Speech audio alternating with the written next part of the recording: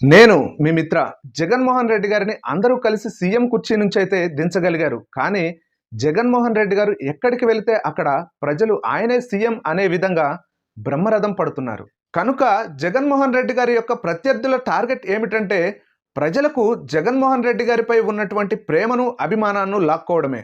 అందుకు గాను జగన్మోహన్ రెడ్డి గారిపై ఎంతటి దుష్ప్రచారం చేస్తున్నారంటే వైసీపీ పార్టీ వక్ఫా బిల్లుకు పూర్తి వ్యతిరేకం. నేను గాని వైసీపీ పార్టీ గాని నష్టపోయినా పర్లేదు, చివరి వరకు వక్ఫా బిల్లుకు వ్యతిరేకంగా పోరాడతామని బహిరంగంగా జగన్మోహన్ రెడ్డి గారు స్టేట్మెంట్ ఇచ్చారు. అదేవిధంగా వైసీపీ పార్టీ ప్రజాప్రతినిధులు కూడా వక్ఫా బిల్లుకు వ్యతిరేకంగా ఓటింగ్ చేశారు. వక్ఫా బిల్లు అనేది రాజ్యాంగ విరుద్ధం అని దేశవ్యాప్తంగా ప్రతిపక్ష పార్టీలన్నీ పోరాటం చేస్తున్నాయి.